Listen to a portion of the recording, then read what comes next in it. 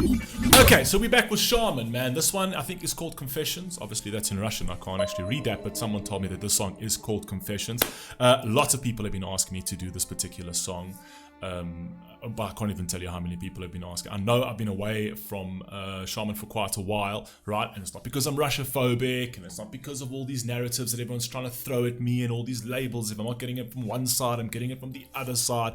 Good gracious, I mean, I've only just gotten back into this properly, right? And I know I've got a whole bunch of list of things that I've been trying to do. I've got a whole bunch of list of things that is new that I haven't gotten to. There's a lot of people that are telling me that you're not doing Harry Mack anymore because you don't like Harry Mack, and you're not doing this anymore because you don't like this one. You're not doing Russian music anymore because you don't like the Russians, and you're following the Western mainstream media, blah, blah, blah, blah, blah. This divisiveness that's going around the fucking world is unbelievable. Absolutely unbelievable, right? I've said many times I actually really like this artist. I think he's phenomenal. I think his voice is absolutely phenomenal, right? I've spoken on briefly on many occasions about what is happening politically, right, in that region, and I don't think it's for anybody, for you or I, to decide in terms of who are we boycotting now because the mainstream media told us now we need to boycott everything Russian because, you know, Russia is now terrible. I don't think that's the solution either, right? Russian artists aren't pulling triggers regardless of what their beliefs are in this. If they're for it or they're not for it, doesn't actually matter. They're not the ones pulling triggers, just like American artists weren't the ones pulling triggers when America walked into Iraq and killed hundreds of thousands of Iraqis for a war that never needed to happen and for something that never ever existed, right? So I think we need to be very careful on either side in terms of how we play these narratives, because I don't think anybody can come out on top as the good guy in this fucking situation of war, going back in time, back into history, right? Politicians play their games, and the political elite play their games, and spheres of influence and powers are going to do what they do, and they have done through the beginning of time, right? And if we're going to trickle that down to an ideology that we now need to just hate absolutely everybody in the world, right, that we don't agree with because the media tells us to, then get ready for fucking World War III, because that's fucking coming, okay? I honestly think people need to be a lot less impulsive and a little bit more level-headed and be able to maybe listen, you know, take in something for a change as opposed to consistently lobbing out.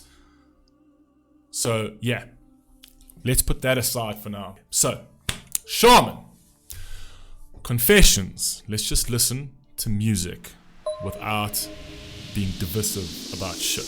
Let's go.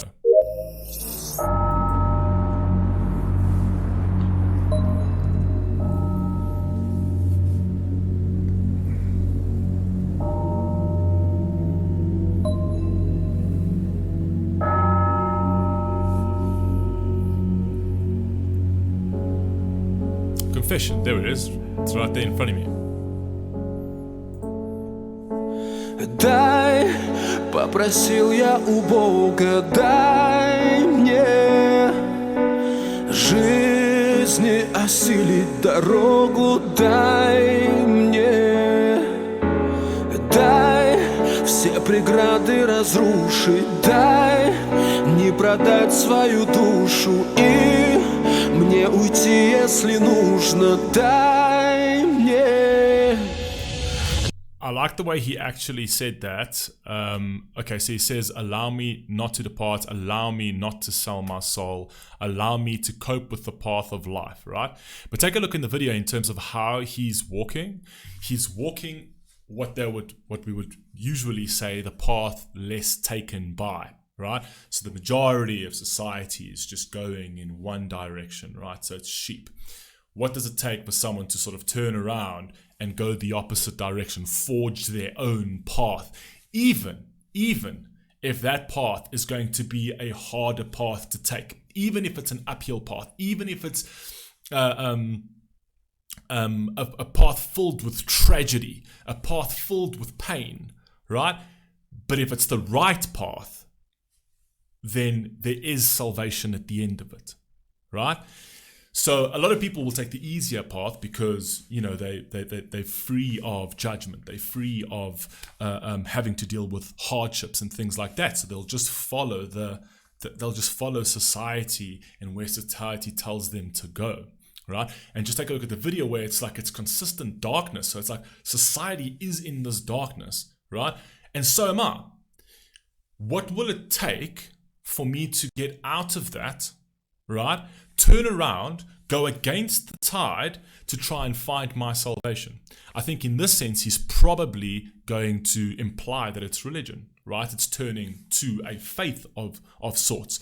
And I think he might be implying in the sense of, you know, to a world that's turning very secular, right?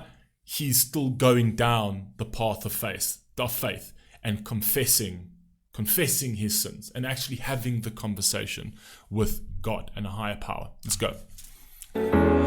Дай все преграды разрушить, дай не продать свою душу и мне уйти, если нужно, дай мне дышать и верить и с раненым сердцем. Every time he sings, he gives me goosebumps. How many times has he caught me like that? I knew it was coming because he always goes into those choruses and he just pitches it high, man. He pitches that high. He's got a staggeringly beautiful voice. You cannot take that away from this man. His voice is staggeringly beautiful. Really, really, really is. Wait, I want to go back because I want to just see that. I want him to kick back in there again. Уйти, если нужно, дай мне дышать и верить и с раненым сердцем, дай мне нести свой тяжкий крест и не падать, дай мне это все пережить и до смерти любить, слышишь, дай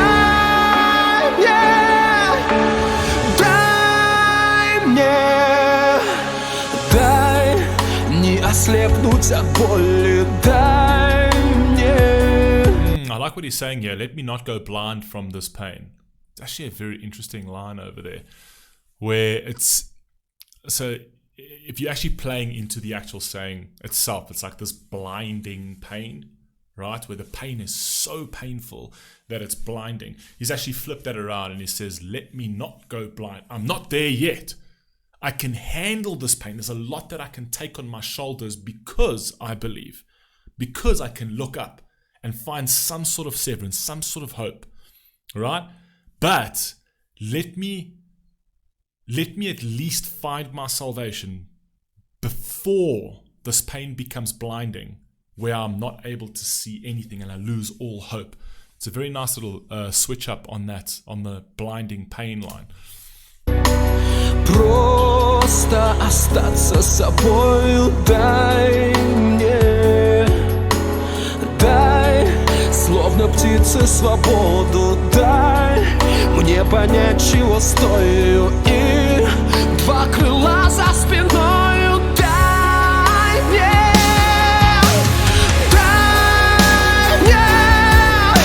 дышать и верить и с раненым сердцем, дай мне. Wow. I breathe and I keep my faith with a wounded heart.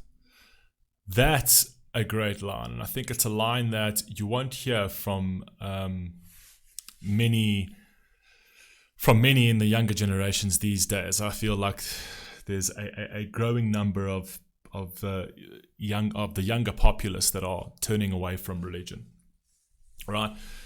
And I think it's a miss. I mean, I'm more like I'm a spiritualist myself. I wouldn't say that I'm an avid reader of the Bible or a follower of the Bible, essentially. But I do believe in something greater. I do believe in something bigger than us, whether it be the universe, whether it be a God. I wouldn't know. I wouldn't be able to tell you that. Do I believe that there's a lot of contradictions? You could poke You could pull the Bible apart and you could find plenty contradictions. You could poke at religion all day and say what religion has caused, in how many people have died in the name of faith. But the one thing I still believe is that a faith is important.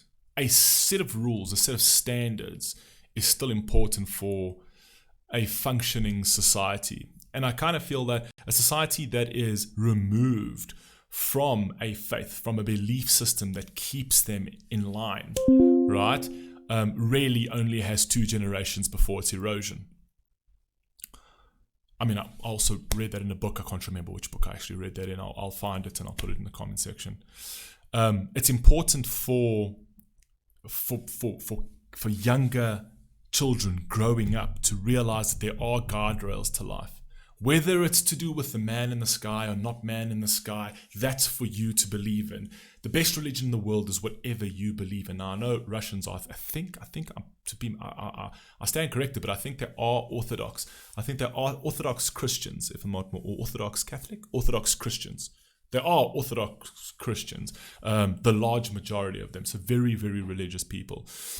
And like I say, even if you don't believe there is a man in the sky, following a certain doctrine of morality will give you hope and guidance in your life that human beings desperately need, right?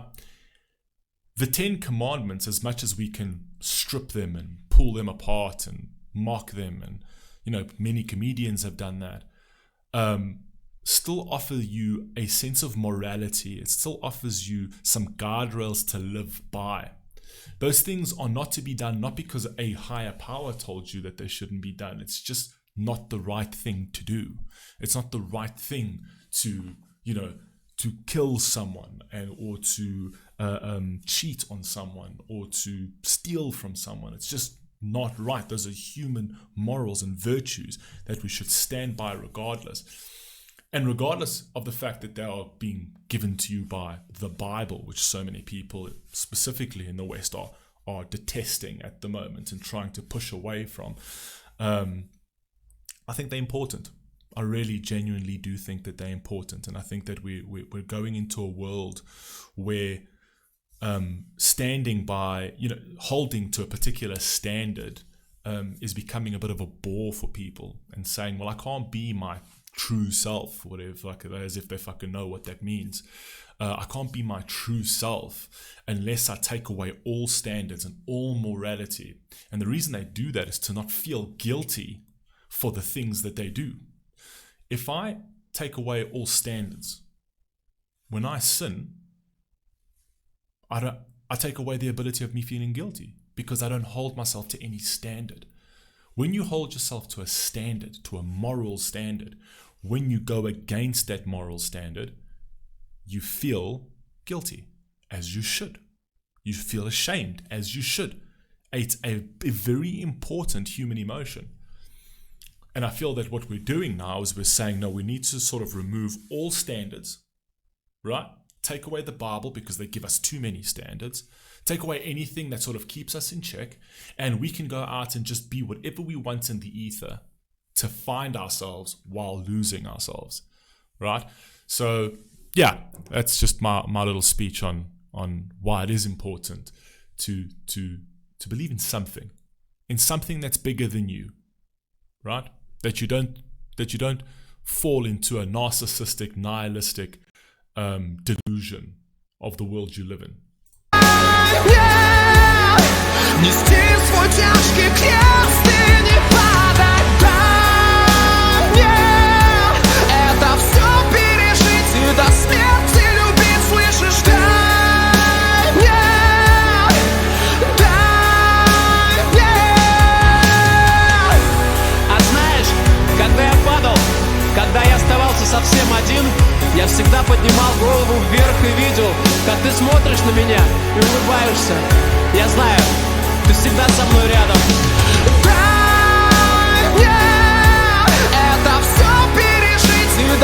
Really? We cutting the dreads? Okay. Okay, I mean, that's like his signature look there. Это все пережить и до смерти любить, слышишь, дай мне, дай мне.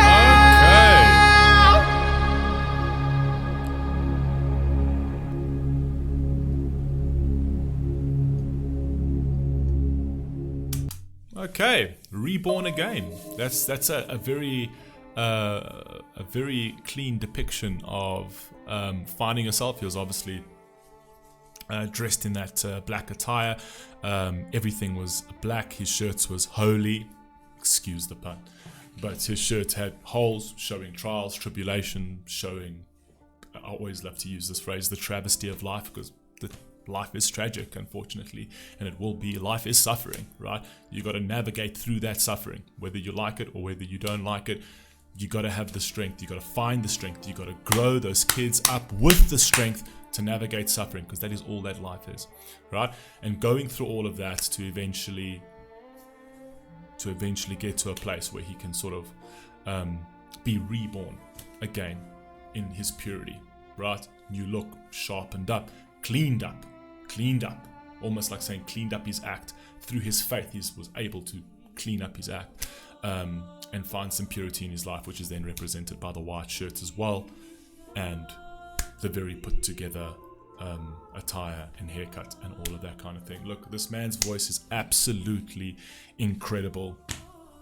I think he's a phenomenal artist. Yeah, so I know I'm gonna get people in the comment section from both camps that are going to go at me. Why did you do him? Why don't you do him? Why don't you this and why don't you that? Because everyone needs to feel like that they're bigger and grander, as if their comments in the comment section is all of a sudden going to change the reality of the situation of what's happening in the moment, because they forget that they're powerless to the political elite that do what they're going to do regardless. And all I've say is what I've said all the time. I am anti-war, I am anti-murder, I am anti-death in every single realm. Whether it be in Ukraine, whether it be in Russia, whether it be in Iraq, whether it be in Afghanistan, whether it be in Kuwait, whether it be in Libya, whether it be in Pakistan, whether it be in the Sudan, whether it be anywhere, right?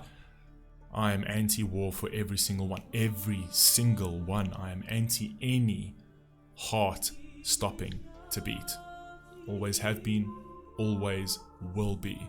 But what I will never be for is a mainstream media that will tell me, here, this is the war that we've picked for you to follow and for you to propagate for us. I'm very anti that, right? I can make my own assertions, I can have my own beliefs, and I can follow what I need to be followed without having that viewpoints from any side being pushed onto me. I love you all. Please stay happy. Please stay healthy. And I'll catch you in the next one. Peace.